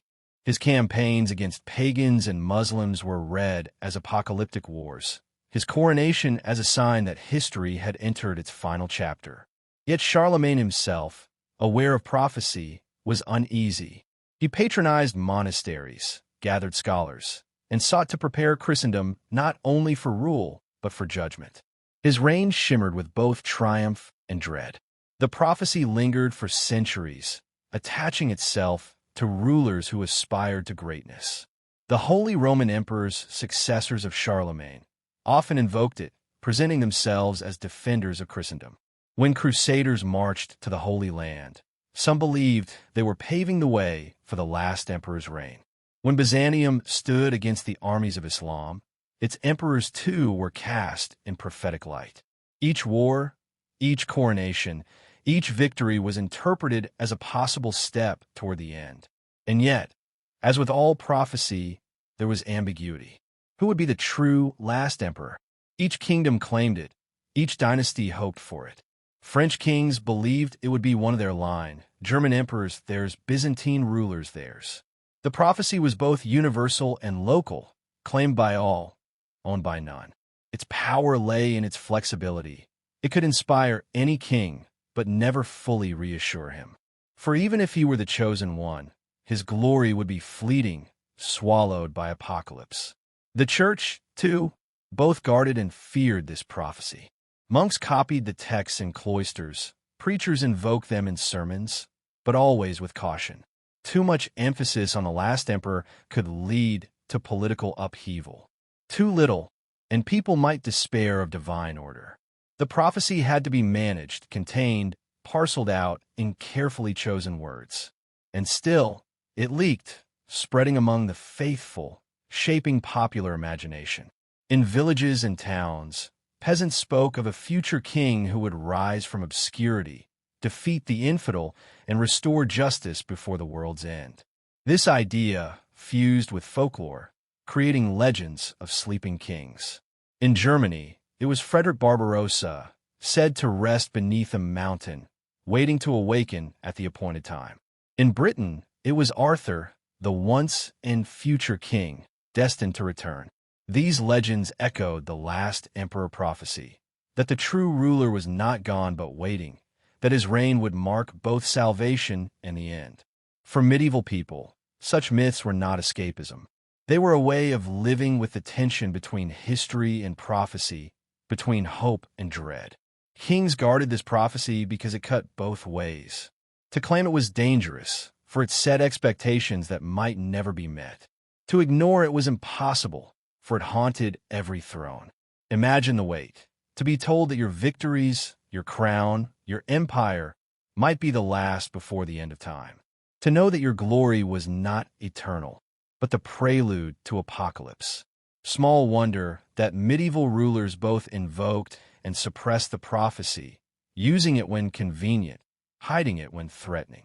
By the late Middle Ages, the prophecy of the last emperor had spread far beyond Europe. It influenced Islamic eschatology, where some traditions spoke of a final righteous ruler before the end. It inspired heretical movements, peasants' revolts, and apocalyptic sects who declared their leader the chosen one. Always the pattern remained. Kings could rise, empires could fall, but one day a final ruler would come, and after him, none. The medieval world was drenched in this expectation. It shaped coronations, crusades, and conspiracies. It gave peasants hope and kings nightmares. It promised unity, but also collapse. And through it all, it carried forward the same idea that had haunted ancient rulers, that empire is never eternal, that prophecy is stronger than power, that even the mightiest throne is only a shadow before the end. The Middle Ages slowly gave way to a new dawn. Cities grew, trade flourished, and old manuscripts long forgotten in monasteries found their way back into circulation. This was the Renaissance, a rebirth of art, science, and philosophy. But beneath the paintings of Da Vinci, beneath the poetry of Petrarch, beneath the mathematics of Copernicus, there was another rebirth, one darker, one far more unsettling. For along with Plato and Aristotle, Europe rediscovered the forbidden prophecies of old. The Renaissance was not only about light, it was also about shadows. Scholars who combed through ancient libraries in Byzantium, who traveled to the Middle East in search of manuscripts, who uncovered forgotten scrolls in dusty monastic archives, brought back more than geometry and poetry. They brought back apocalyptic texts, hidden writings of the Church Fathers, veiled prophecies attributed to sibyls, secret traditions from Jewish mysticism, and coded predictions from Islamic scholars. All of these were poured into the melting pot of Renaissance Europe. And once more, kings and rulers found themselves confronting words that threatened their crowns. One of the most significant revivals was the Sibylline tradition. The Sibyls, prophetic women of the ancient world, had long been woven into Christian thought, but during the Renaissance, their verses resurfaced with renewed force. In Italy, humanists unearthed manuscripts that described visions of world empires, their rise and fall, and the coming of a final king who would surrender his crown before the end of time. Artists painted the Sibyls on chapel walls, their faces etched in fresco beside prophets of Israel. Even Michelangelo placed them in the Sistine Chapel, showing that their voices still mattered. For rulers who walked beneath those painted vaults, the reminder was chilling. Even art declared that empires must end. At the same time, Jewish mystical traditions, the Kabbalah, spread into Europe. Brought by exiles from Spain after the expulsion of 1492, these texts spoke of cosmic cycles, hidden numbers, and divine judgments written into the very structure of creation. Christian scholars, eager to blend mysticism with philosophy, absorbed these ideas. They read in the Kabbalistic numbers a timetable of history, a countdown to apocalypse. Some whispered that great empires had already been marked for destruction, their fall encrypted in sacred letters. Kings sponsored Kabbalists and alchemists in their courts, hoping to glimpse their fate. But knowledge came with fear. The more they learned, the more fragile their thrones appeared. And then there were the astrologers. In an age when science and magic had not yet parted ways, astrology was a respected discipline. Court astrologers cast charts not only for harvests or marriages, but for the destiny of nations. When Saturn and Jupiter aligned, when comets flamed across the sky, when eclipses darkened the sun, whispers spread that empires would crumble. Monarchs feared the stars, for every alignment could be read as the end of their dynasty. The most famous astrologers, like Nostradamus in France, cloaked their visions in riddles and symbols, yet their prophecies were devoured by rulers and commoners alike. Each quatrain, each cryptic line, seemed to promise both revelation and doom. Nostradamus, in particular, captured the Renaissance imagination. His prophecies, published in 1555, seemed to speak directly of kings and wars, of blood and fire, of the fall of rulers who believed themselves immortal. Though his verses were deliberately ambiguous, they were read as predictions of specific monarchs' deaths, the collapse of dynasties, the rise of new empires. Courts across Europe owned copies of his work. Queens consulted him in secret. Even the French crown considered his warnings. And yet, the more rulers tried to control his words, the more they spread among the people, fueling a sense that history itself was guided by prophecy. This was the paradox of the Renaissance.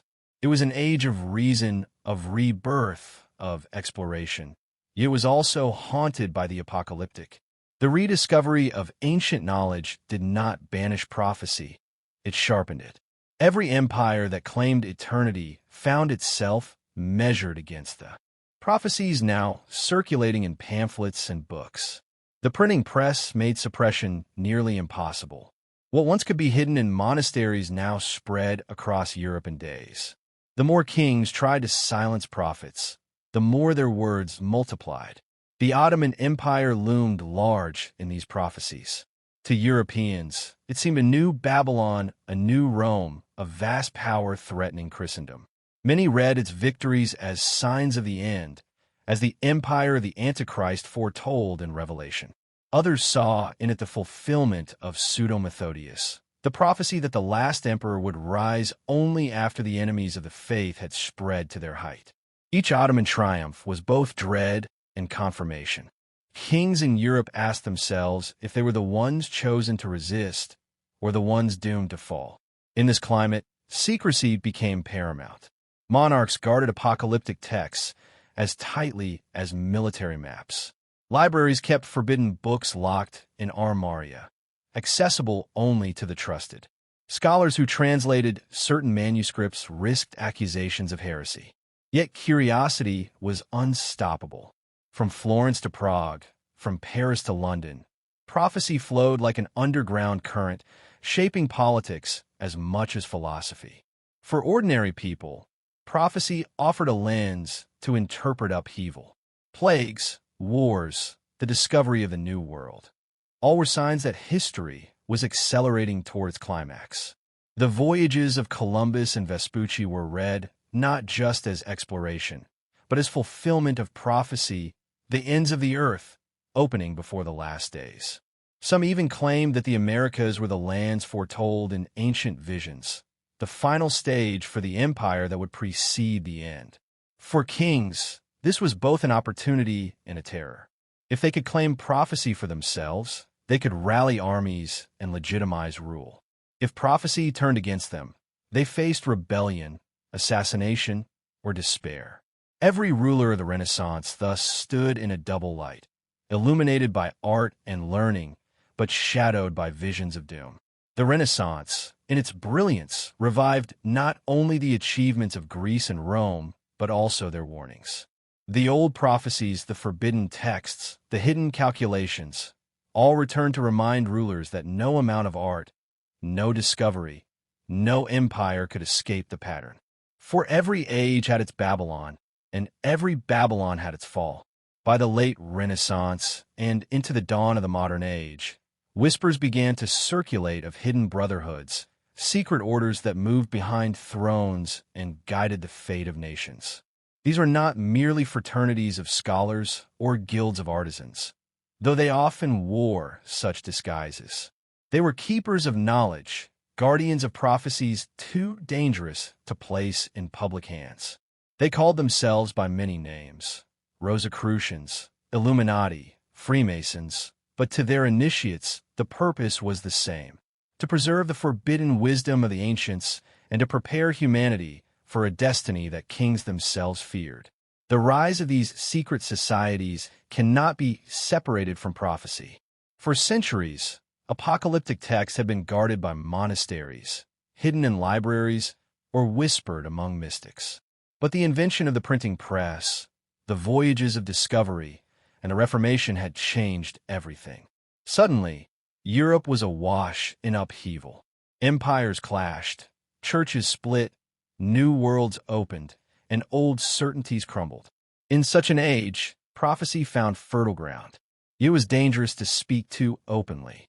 To challenge kings, to suggest that their empires were doomed, could mean prison or death. And so prophecy retreated underground, into the lodges and secret chambers of esoteric societies.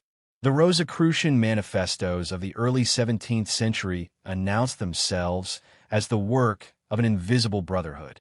These documents, filled with cryptic symbols and veiled promises, declared that a hidden order of enlightened men had preserved ancient wisdom through centuries of darkness.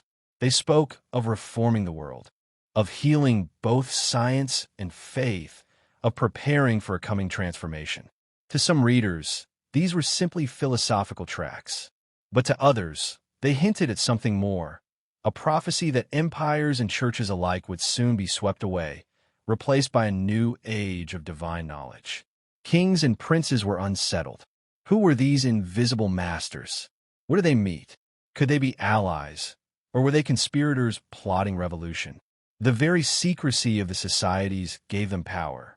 Rumors spread that they held texts from Egypt, scrolls of Enoch, the Sibylline prophecies, even fragments of Solomon's wisdom. To belong to such a brotherhood was to stand within the current of history itself, to know the hidden timeline of empires. The Freemasons, who emerged in the same era, took secrecy to new heights. Outwardly, they appeared to be fraternities of builders, inheritors of the craft of stonemasonry. But their symbols, the compass, the square, the all-seeing eye, pointed to deeper meanings. Within their lodges, initiates were taught allegories of Solomon's temple, of lost wisdom waiting to be restored. And threaded through these teachings were warnings.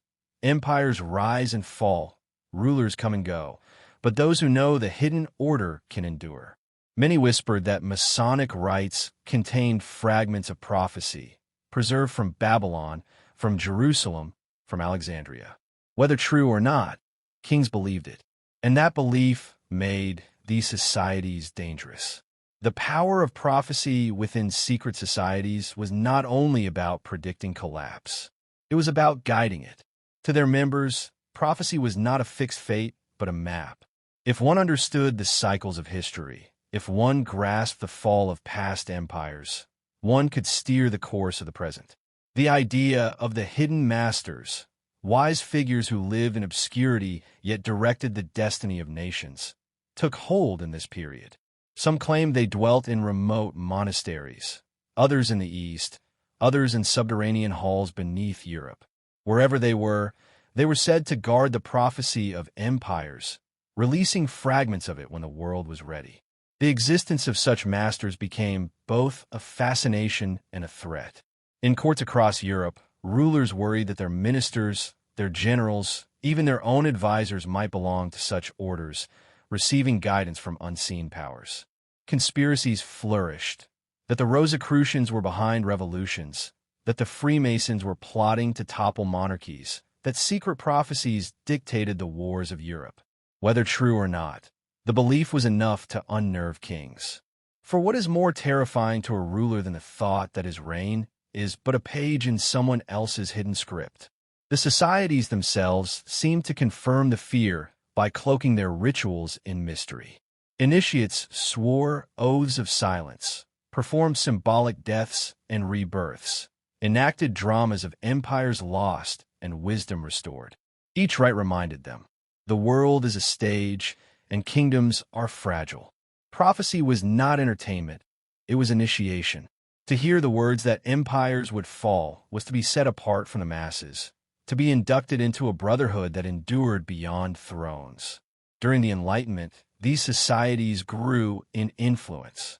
Statesmen, philosophers, even monarchs themselves joined. In France, many of the revolution's leaders were Masons.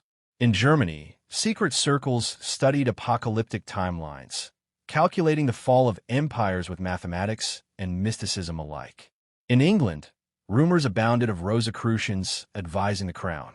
To belong to such a circle was to walk a fine line. One could gain access to forbidden wisdom, but also risk suspicion of conspiracy. The myth of the hidden masters deepened. Some said they were immortal sages surviving since Atlantis, guiding civilization from the shadows. Others claimed they were ordinary men, but united by secret knowledge of prophecy. Whatever the truth, their influence seemed undeniable. For as empires rose and fell in the 17th and 18th centuries, Spain's decline, France's revolutions, Britain's ascension, it always seemed that someone had foretold it, that somewhere, in some hidden lodge, the prophecy had already been read. And perhaps that was the true power of the secret societies. Even if they did not cause events, they shaped how events were understood. Every collapse became confirmation, every revolution fulfillment, every new power a stage already predicted. To kings, this was intolerable. They wanted eternity. Prophecy offered only cycles. They wanted certainty. Prophecy gave them doom. Thus, rulers both courted and feared these societies. They invited them into their courts, hoping to harness their knowledge. But they also persecuted them, banning their gatherings, accusing them of heresy. The very ambiguity of prophecy made them dangerous. It could never be disproven, only delayed. In the end, the secret societies did not escape history's judgment either. They too were accused of plotting to control empires, of guiding revolutions, of hiding the greatest prophecy of all, the one that declared not only the end of kings, but the end of the age itself. Whether they truly possessed such knowledge, or whether they simply inherited fragments from older times, remains a mystery. But one thing is certain. For centuries, they kept alive the flame of forbidden prophecy, a flame kings tried in vain to extinguish. The world changed forever in the age of sail. Ships crossed oceans, flags were planted on distant shores, and kingdoms once confined to Europe now stretched across the globe. Spain, Portugal, Britain, France, and the Netherlands carved empires from continents, declaring themselves masters of seas and lands alike. To their rulers, it seemed like the dawn of eternity, a new Rome, but greater, a dominion that spanned the earth itself. In the shadows of this triumph, prophecy stirred again. For every empire that proclaimed permanence, there were voices, mystics, shamans, missionaries, rebels, who whispered of collapse. The age of colonial empires was also the age of global prophecy. From the very beginning, discovery was framed in apocalyptic terms. When Christopher Columbus sailed westward, he carried not only maps and compasses, but also prophecies. He believed his voyages were part of God's plan, that by opening the ends of the earth, he was preparing the way for the last days. In his book of prophecies, compiled with the help of theologians, Columbus gathered verses from Isaiah and Revelation, arguing that the discovery of new lands fulfilled ancient predictions. To him, America was not just a continent. It was a sign of history's climax, a stage upon which the drama of empires and apocalypse would unfold. The Spanish crown embraced this vision. The conquest of the Americas was seen not only as expansion, but as prophecy fulfilled. Missionaries spoke of converting the last nations before the return of Christ. Conquistadors imagined themselves as instruments of divine destiny. Yet for the peoples of the Americas, prophecy sounded very different. Indigenous traditions across the continent contained their own visions of cycles, collapses, and returning gods. Some Aztecs believed the arrival of the Spaniards fulfilled omens of doom. Comets in the sky, temples struck by lightning, rivers boiling with blood. The fall of Tenochtitlan was not merely a military defeat. It was the end of an age, a prophecy fulfilled in fire and steel. In Peru, too, prophecy burned. The Inca spoke of a time when their sun would be eclipsed, when strangers from across the sea would shatter their empire. The Spaniards, with their horses, guns, and disease, seemed like the agents of that foretold darkness. But even as the Inca Empire collapsed, resistance leaders carried forward counter-prophecies, that the invaders' rule would not last, that a day of reversal would come, when the children of the sun would rise again. These words, whispered in mountains and jungles, kept alive hope through centuries of colonial domination. Nor was prophecy confined to the conquered. Among Europeans themselves, apocalyptic fears spread with every ship. The immense wealth flowing from the New World seemed like a biblical plague. Silver and gold flooding markets, economies collapsing under the weight of inflation. Critics warned that Spain, richest of empires, was doomed by its greed. Indeed, within a century, Spain's eternal empire began to falter, drained by wars, corruption, and the very wealth that had promised permanence. To many, this collapse was no accident. It was prophecy, the inevitable fate of any empire that reached too high. The Portuguese, too, carried their own prophecies. The legend of Sebastianism told that King Sebastian, lost in battle in 1578, would one day return to lead Portugal to glory. For centuries, peasants and rebels rose in his name, believing his reappearance would mark the turning of history. But as Portugal's empire declined, Sebastian's absence became a symbol of broken promises, a reminder that no king, no empire, could escape the cycle of rise and fall. In Asia and Africa, prophecy met empire in even more dramatic ways. In Ethiopia, Christian rulers saw themselves as heirs to Solomon, defending their kingdom against Muslim and European encroachment. They believed their survival fulfilled ancient prophecies. In West Africa, prophets arose during the era of the slave trade, declaring that European empires would one day collapse under the weight of their crimes. In India, colonized peoples invoked both Hindu and Islamic eschatologies, warning that foreign rule was temporary, destined to be swept away by divine justice. Everywhere the empires went, they encountered local traditions that mirrored their own fears. That power was fleeting, that every conqueror became the conquered.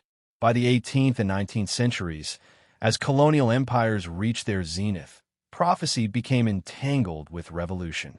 In Haiti, enslaved Africans fused Christian apocalyptic visions with African spiritual traditions, proclaiming that the overthrow of French rule was not only political but cosmic. The Haitian Revolution was cast as the fulfillment of prophecy, the fall of an empire, the rising of a new people. Across the Americas, similar prophecies fueled independence movements, turning colonial collapse into sacred destiny. Even within Europe, colonial expansion did not silence prophecy. It amplified it. The British, who styled their empire as eternal, drew upon biblical imagery to frame their global dominion.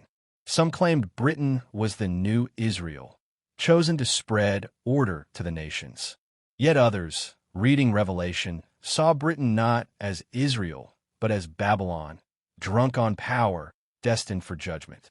Prophetic pamphlets circulated, warning that Britain's empire, like Rome's, would one day crumble. The same Bible that justified conquest also predicted collapse. The French, too, found themselves haunted. During their revolution, apocalyptic language filled the streets. Revolutionaries declared that a new age was dawning, that the old empires were ending. But Napoleon, who rose from the revolution's ashes, became himself a figure of prophecy, to some the last emperor, to others the Antichrist. His meteoric rise and catastrophic fall seemed to prove again the old truth. No empire lasts forever, not even one that claims to bring universal order. By the 19th century, prophecy had gone global. Indigenous peoples resisted colonial rule with their own visions of liberation. European intellectuals predicted the decline of empires through cycles of history. Secret societies whispered of hidden masters directing the collapse. Missionaries in every land carried apocalyptic texts that promised an end to the world as it was. And everywhere, the kings and emperors who claimed eternity faced the same unrelenting message. The higher they rose, the harder they would fall. The colonial empires believed themselves invincible. They mapped the world, divided continents, imposed their will across oceans. Yet their subjects never forgot the prophecies. From the Andes to the Ganges, from the Niger to the Pacific Islands, seers and sages told their people the same thing. These empires were but shadows, their power an illusion, their end already written. In time, they too would pass, leaving only ruins. And when the 20th century came, when world wars tore through the very heart of empire, those prophecies seemed to blaze into fulfillment. Spain, Portugal, France, Britain, all saw their dominions collapse. What had once been declared eternal lasted only centuries. The cycle held true once again. The age of colonial empires had stretched prophecy to a global scale. Now it was not just one city, one nation, one kingdom at stake. It was the entire world, entangled in visions of collapse. For the first time in history, prophecy had become universal, and kings, emperors, and colonizers alike could no longer hide from it. The 20th century dawned with a paradox. On one hand, it was the age of progress. Electricity illuminated cities, automobiles and airplanes shrank distances, medicine extended lives, and machines promised endless growth. Empires paraded their strength with railroads, armies, and colossal exhibitions that displayed the wonders of industry. To many, it felt as if humanity had finally escaped the cycle of rise and fall, that science had conquered fate. Yet beneath this optimism lay a darker current. Prophecy, ancient, esoteric, and apocalyptic, reawakened with new urgency. For the modern age, with all its triumphs, seemed haunted by shadows of an ending greater than any before. Not just the fall of empires, but the collapse of civilization itself. The First World War was the first tremor. When war engulfed Europe in 1914, few understood its scale. But prophets, mystics, and preachers quickly framed it as apocalypse. Newspapers carried sermons declaring that Revelation's horsemen rode once more. Conquest, war, famine, death. From the trenches to the home front, ordinary soldiers and civilians alike felt that prophecy was unfolding. How else could one explain the sheer magnitude of slaughter, the collapse of empires, Ottoman, Austro-Hungarian, German, Russian, that had seemed immovable for centuries, for thrones overturned in a handful of years? To those who remembered the warnings of Daniel, Revelation, and the Sibyls, it was confirmation. The prophecy of falling empires was alive in the modern age. In Russia, the collapse took on an even more apocalyptic tone. The Bolshevik Revolution was not merely political.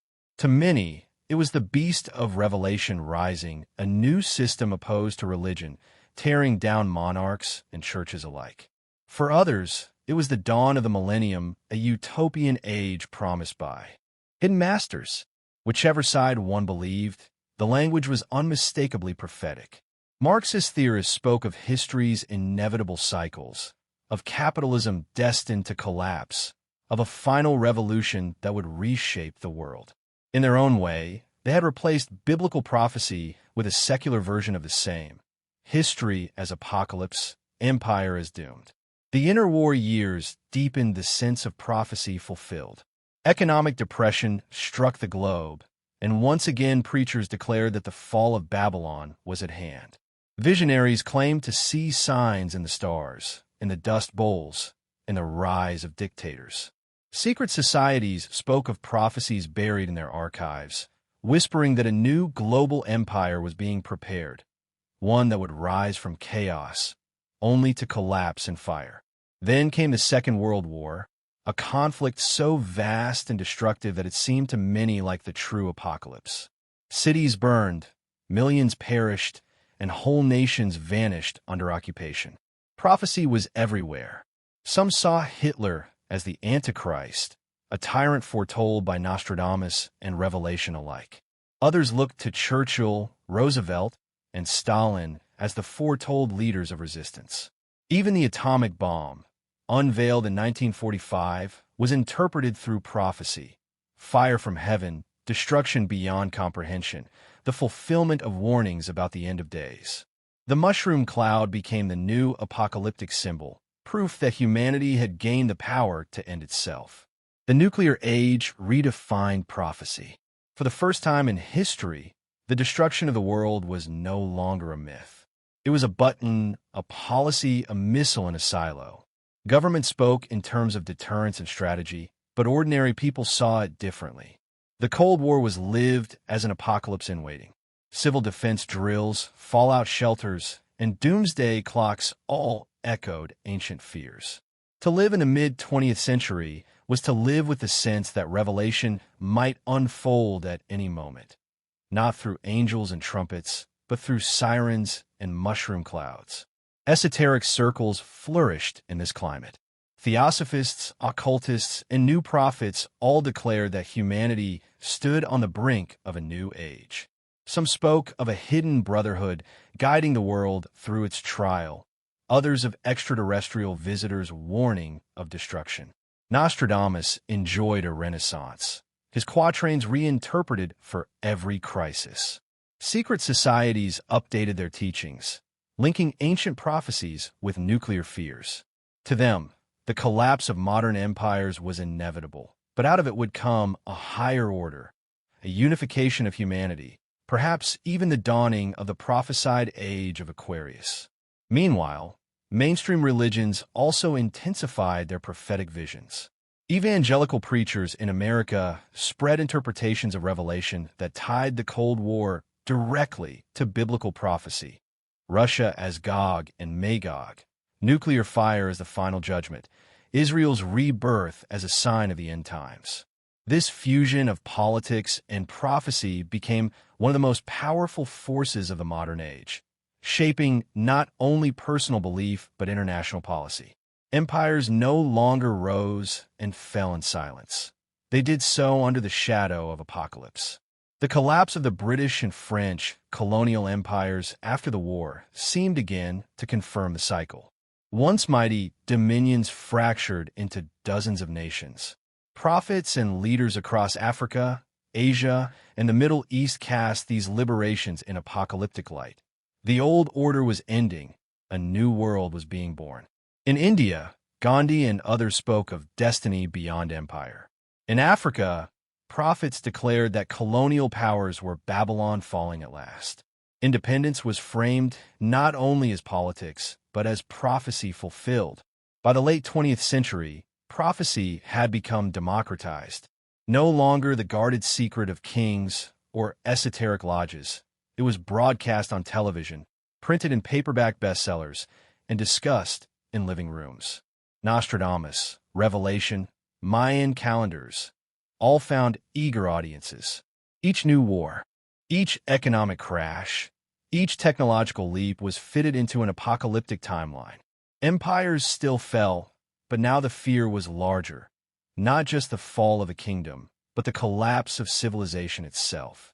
As the millennium approached, anticipation reached fever pitch. The year 2000 became a date of dread. Computers might fail, economies might crash, prophecy might finally be fulfilled. And when the world did not end, attention simply shifted to the next date, 2012, the supposed culmination of the Mayan calendar. The fascination endured because prophecy was no longer only about kings and empires. It had become about humanity's survival. Yet beneath the sensationalism, the old rhythm remained. Empires rise, empires fall. The Ottoman, the Habsburg, the British, the Soviet, all vanished in the 20th century. Others took their place, but none were free of the cycle.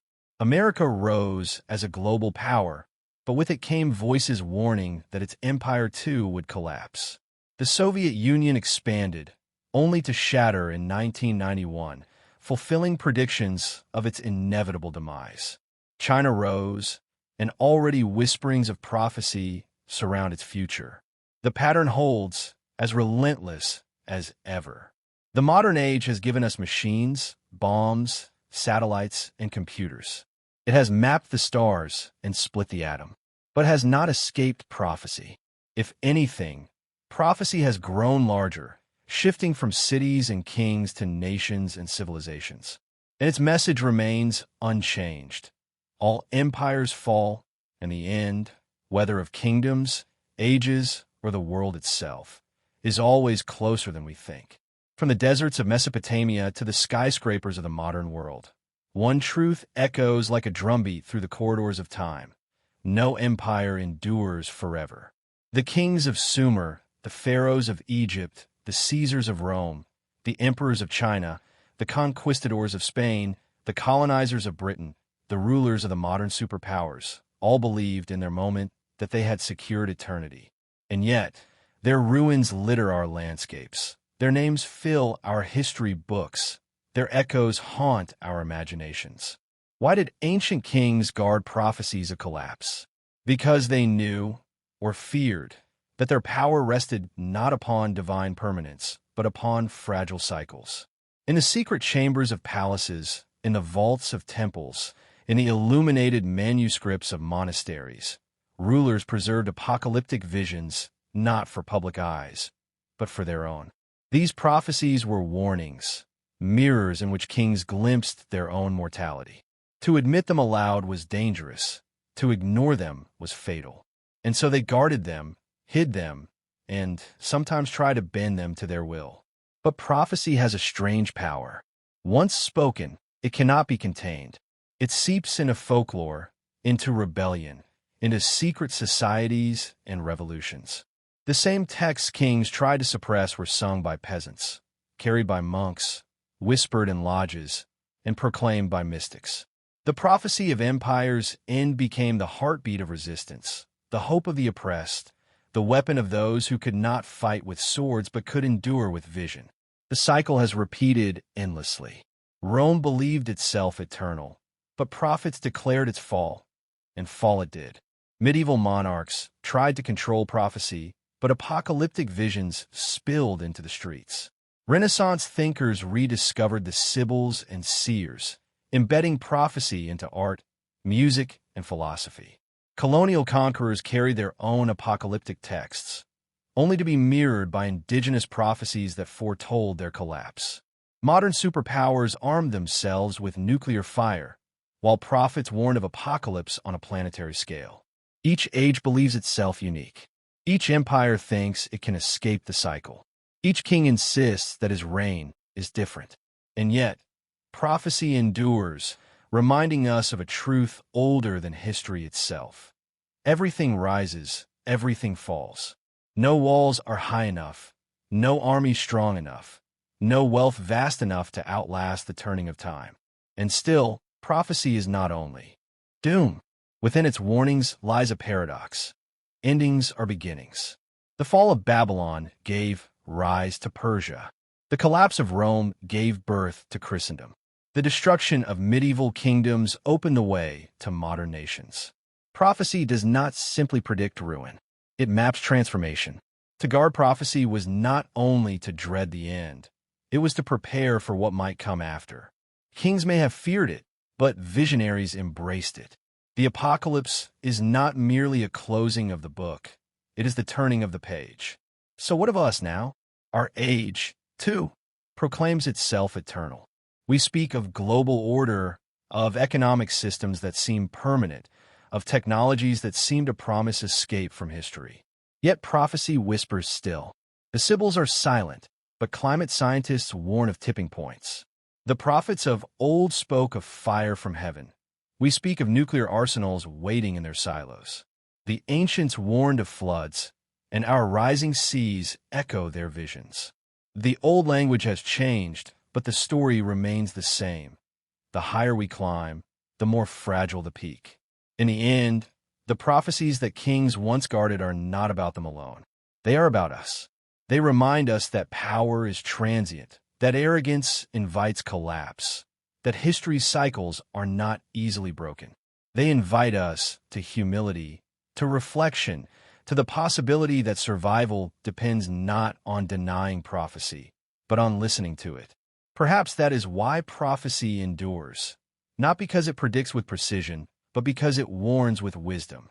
Empires fall, but humanity endures. Civilizations crumble, but the dream of a future persists.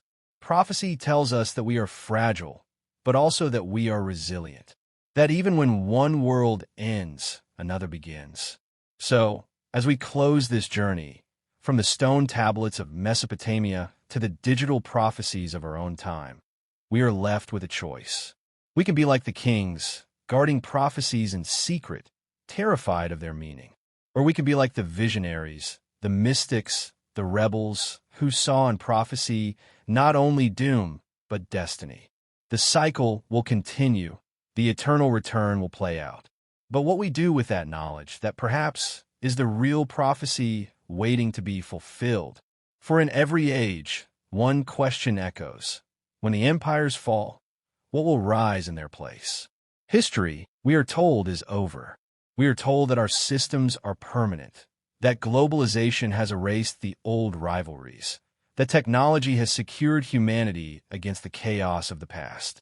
But listen closely, and you will hear another story, a quieter one, an older one. It is the voice of prophecy, the same that kings once feared, still echoing in our own time. For prophecy does not die. It transforms, adapts, resurfaces. The empires change, the language shifts, but the warning remains the same. Nothing lasts forever. Consider how the prophecies of antiquity still live today. The words of Daniel and Revelation are read not only in churches, but in political speeches, in popular films, in internet forums that debate the signs of the times.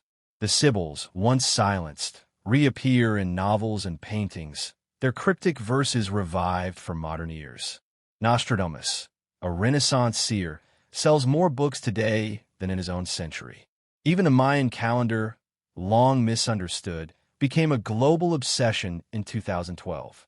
These are not dead traditions. They are living voices, carried across centuries, reshaped for each generation. Prophecy has moved from temple scrolls to digital screens. Social media is filled with modern oracles, warning of economic collapse, political upheaval, or environmental catastrophe. Some draw from science, pointing to climate models or AI risks. Others draw from esoteric traditions, reading tarot, astrology, or channeling ancient spirits. The medium has changed, but the function is the same. People seek meaning in the chaos, a pattern in the noise, a warning that can prepare them for what is to come. And just as kings once guarded prophecies in secret chambers, so too do our leaders today consult hidden forecasts. Intelligence agencies model worst-case scenarios for the survival of nations. Economists predict recessions that could topple governments. Climate scientists warn of rising seas swallowing cities. These, too, are forms of prophecy, secular, data-driven, but no less haunting. Behind closed doors, presidents and generals read reports that sound eerily like apocalyptic texts. Food shortages, mass migrations, nuclear escalation. The language is modern, but the fear is ancient. There is another way prophecy lives on, through art. Filmmakers, musicians, and writers endlessly return to themes of collapse, apocalypse, and rebirth. Post-apocalyptic fiction fills our screens, reflecting our anxieties back to us. We watch cities fall in CGI, we read stories of civilizations crumbling, and we call entertainment. But beneath the spectacle lies something deeper, a rehearsal, a cultural ritual of preparing for the unthinkable. Just as ancient audiences listened to epic poems of Troy's fall, we immerse ourselves in stories of future ruins. We are still telling ourselves, over and over, that empires end. And yet, prophecy is not only warning, it is also hope. For every vision of destruction, there's a vision of renewal. Indigenous traditions speak of cycles. After collapse comes balance. Mystics speak of new ages. After darkness comes light. Even in the Bible, after the fall of Babylon comes the New Jerusalem, a vision of peace and restoration. The prophecy of empire's end is not meant only to terrify. It is meant to remind us that endings are not the end. They are thresholds. Perhaps that is the final secret of why kings guarded prophecy so fiercely. Not only because it foretold their downfall, but because it hinted at something they could not control, what comes after. A king can command armies, build walls, amass wealth, but he cannot dictate what will rise from his ruins. The prophecy belongs not to the ruler, but to the people, to the future. It is democratic in the deepest sense. No one owns it, yet everyone can hear it. And so we stand now, in our own uncertain century, surrounded by voices of prophecy, both old and new. We hear it in the warnings of climate scientists. We hear it in the speeches of politicians invoking destiny. We hear it in the chants of protesters, the dreams of mystics, the calculations of economists. We hear it in our art, our fears, our restless imagination. The prophecy lives on because the cycle lives on. We're not outside history. We are still within it. What, then, should we do with this inheritance? Do we guard it in secret, as kings once did, terrified of its implications? Or do we face it openly, as visionaries did, using prophecy as a guide to humility, justice, and preparation? That choice remains ours. The prophecy does not tell us what to do. It only tells us what always happens. Everything we build will one day fall. But in that fall lies the seed of something new. As we close this story, we return to where we began, with the kings of old, staring at their hidden scrolls, guarding the words that promise their end. They could not silence prophecy. Neither can we. For prophecy is not just in the texts, not just in the visions of seers. It is in the ruins themselves. It is in the broken columns of Greece, the shattered statues of Egypt, the silent cities of the Americas, the abandoned factories of fallen powers. Each ruin whispers the same truth. We too were eternal until we weren't. The prophecy lives on, in stone, in scripture, in song, in science. And it will continue to live on long after our own age has passed into memory. The question is not whether it is true. The question is how we will respond, knowing what the kings once knew and what we now cannot ignore, that the end of empires is inevitable, but the future is still unwritten. And perhaps, in that unwritten future, lies our greatest prophecy of all.